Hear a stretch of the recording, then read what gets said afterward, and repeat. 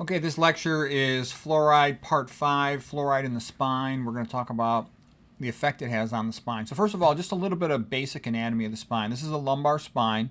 This is the sacrum right here. So this is the lumbar sacral junction. So this would be S2, sacral vertebra number 2, S1, sacral vertebra number 1. This will be L5, lumbar vertebra number 5, lumbar vertebra number 4, number 3. Here's diffuse disc bulge, or a small protrusion, meaning that it's at the same height of the disc base. Here's an extrusion. Extrusion means it goes above or below the disc base height, the disc herniation. When the disc herniation is from the disc into the vertebral body, that's called a Schmorl's node. A lot of fat is deposited in the central spinal canal, the lumbar spine, and that is called epidural lipomatosis. That's why losing weight can sometimes decrease central spinal stenosis by decreasing the amount of epidural fat. I see a lot of epidural lipomatosis when I look at spine. So anyways, now we're going to talk about what's the effect of F- on the spine. Okay, when you look at a spine, just briefly we'll mention the atherosclerosis component. The abdominal aorta runs anterior to the lumbar spine. It gives off branches called the lumbar arteries. They run at the mid-height of the vertebral bodies, and they drop a little twig down to the end plate. So the lower third of the vertebra is called the lower end plate. The upper third of the vertebra is called the upper end plate. Now, the end plate arises from more of a cartilaginous type bone, and it's less well perfused by blood vessels. The disc itself has no blood vessels. The disc simply gets nutrients, let's say glucose. The disc is alive. It's not dead, it's alive. It runs on anaerobic glycolysis. So from diffusion from the end plate, it gets glucose in, and then it expels its waste products back to the end plate. So when you get atherosclerosis along the posterior wall of the abdominal aorta, which is super common in people who eat a meat diet, standard American diet, any type of high-fat diet, you'll get stenosis and occlusion of these lumbar arteries, which drops the blood flow to the vertebrae, which drops the blood flow to the disc. And that'll lead to the disc to fail over time. That's called degenerative disc disease. So I'm first of all going to talk about the atherosclerosis component of degenerative disc disease and spine degeneration, and that's going to lead into talking about the F- contribution to deterioration of the spine. By the way, I see terrible looking spines all day long. Older folks in America quite often have multi-level extensive degeneration of their spines. Okay, so when the disc becomes ischemic, meaning it has a lack of blood supply, it'll often fail in its outer layer. Its outer layer is like a steel-belted radial tire. It's called the annulus. Annulus means ring, fibrosis, of fibrotic tissue, collagen tissue. So normally that's a tight wrapper around the central part called the nucleus pulposus, which is like a jelly donut.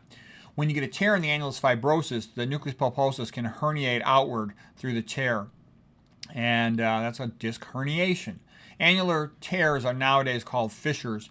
The term fissure is preferred because the word tear implies trauma, and that has medical legal implications. So that's why they now prefer the term annular fissure. Okay, so anyways, when you get a fissure in the disc, annulus fibrosis, outer component, the central disc material, the soft stuff, the wet stuff, can herniate outward. And it can become dried out. That's a desiccated disc, a dried out disc. But these disc herniations can be painful. They can compress nerves. And also, when the disc is dried out, it no longer functions so well. So here's a degenerated disc. Normal height disc, here's a disc degenerated, loss of height. It can't bear weight as well. When the disc cannot bear weight as well because it's shrunken and dehydrated, you start getting bone spurs forming on the vertebral bodies. They're going to grow into each other. I'll show an example of that in a moment. Here's a better demonstration of what a vertebral body is really sort of made out of. The center is the part of the vertebral body with good blood flow. The upper end plate, the lower end plate, colored orange on this picture, have less blood flow. The type of bone formation there is something called endochondral ossification. Okay, here is the bridging osteophytes that form. These are all narrowed disc space heights, diminished disc space heights, meaning these discs are not functioning effectively, and then these bone spurs grow until they join with each other. These bone spurs are called osteo, meaning bone, phytes, like they project outward and they grow into each other. When you have a bunch of them, it's called DISH, diffuse idiopathic skeletal hyperostosis. So what they're doing is they're fusing the vertebral bodies to each other. So when the spine's very important, it protects the central nervous system, which means the brain and the spinal cord. And when it senses abnormal motion at the disc space level, a VB and a disc and the adjacent VB, that's called a spinal segment. So when you've got spinal segment instability, meaning abnormal motion, it will try to fuse that segment by laying down these osteophytes. But atherosclerosis progresses, and now the adjacent disc space has to bear more weight because this one's fused. So it'll progressively fail, and you get this effect of disc degeneration and subsequent accelerated degeneration of the adjacent disc, and that'll march its way all the way from the sacrum down here, which is at the level of like your pelvis, your butt, all the way on up to your skull. So it happens at every level.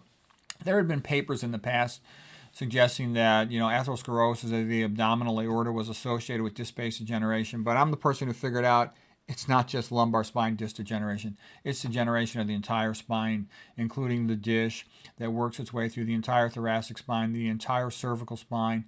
Then you start fusing the posterior disc, so you'll get, that becomes called OPLL, ossification of the posterior longitudinal ligament, because there's a ligament that runs along here called the posterior longitudinal ligament of the spine. That will ossify. Begins initially at the level of the disc space.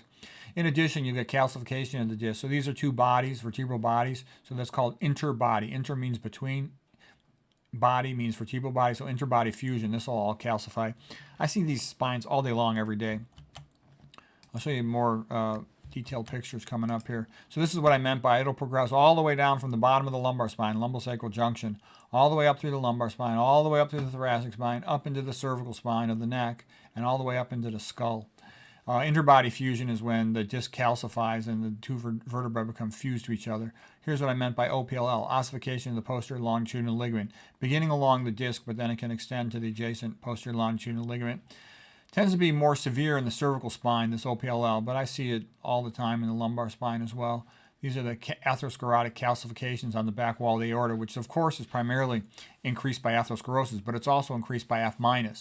And F- contributes to damaging the collagen, and it causes increased calcification of ligaments like the anterior longitudinal ligament here and the posterior longitudinal ligament here. So F- basically makes spinal degeneration worse.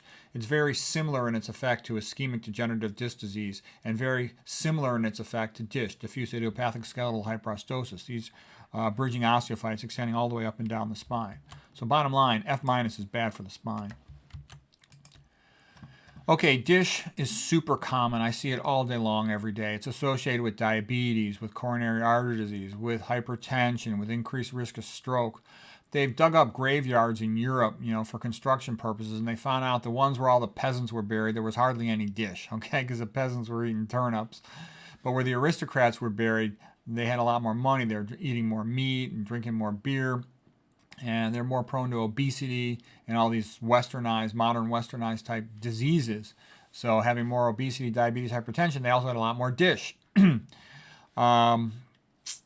You also, once the spine's all stiff, the osteophytes bear more weight, and the bone adjacent to them becomes soft.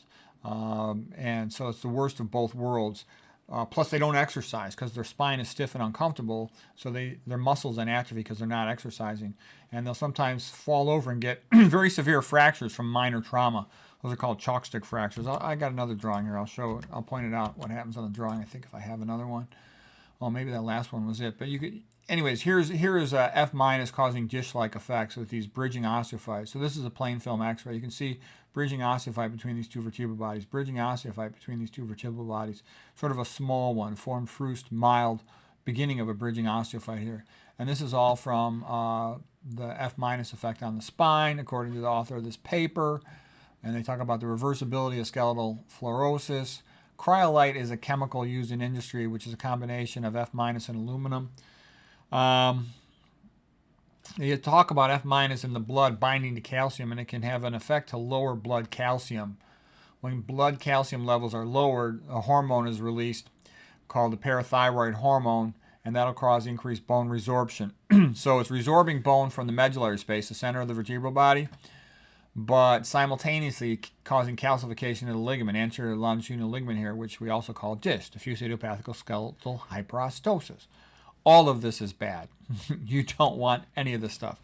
It makes your spine stiff and weak and more vulnerable to fractures. So that's another thing too. All these women are worried about osteoporosis. Well, try to minimize your intake of F-. That'll help. Here's just some paper about skeletal fluorosis and being associated with secondary hyperparathyroidism, which causes osteoporosis. Okay, here's some more x-rays from this paper here from 1937. So this has been around a long time. Here's the bridging osteophyte. So here's the vertebra below. Here's the osteophyte going up. Here it is coming from the vertebra above. So it's fusing these vertebrae anteriorly. Okay, you can get a little hint of OPLL here, some calcifications of the posterior disc margin. That's why it's so visible. You can also get lateral bridging osteophytes. You see there's not much here, but there's a bulky bridging osteophyte. This would be L4-5 of the lumbar spine, laterally, left lateral. You can always imagine the patient's feet are towards you to know. So this would be the patient's right side if their feet are towards you. This would be the patient's left side if their feet were towards you. And again, you see bridging osteophyte on this side, bridging osteophyte here. And here they are anteriorly, here are lateral bridging osteophytes. And these are all both called DISH, diffuse idiopathic skeletal hyperostosis. And this is sort of my point was what we call DISH is very similar to what is called fluorosis. Okay, they overlap. And here's just another paper showing the effect on the cervical spine. That OPLL in the cervical spine here is sort of ossifying the posterior longitudinal ligament along the posterior aspect of the disc space. This can push on the cervical spinal cord. He's got a developmentally narrow cervical spinal canal, so he's more vulnerable to a little bit of bone formation here, OPLL, causing compression of the spinal cord. Now, how often do I see OPLL compression of the cord? That's not that common. You know, maybe once a week I'll see a significant OPLL versus DISH. I'll see that numerous times every day. This is a disc herniation. On this MRI, it's a T2 sequence. It looks kind of similar, but you can easily tell the difference on, for example, on a CT scan. These are examples of ligaments calcifying, ossifying in the context of F- exposure. Compression of the cord is called myelopathy. If you just compress a nerve root, like exiting the neural foramen, that would be called radiculopathy. Myelo, think of it as being like the center of something. It's a reasonable way to think of it. Okay, dental fluorosis, it's causing, damaging and staining of the teeth. So that's not good. So anyways, fluorosis causing spinal compression. These are interesting examples of how it affects the spine. It's all bad. It weakens the spine, increases the risk of fracture, increases back pain and stiffness. It's all bad.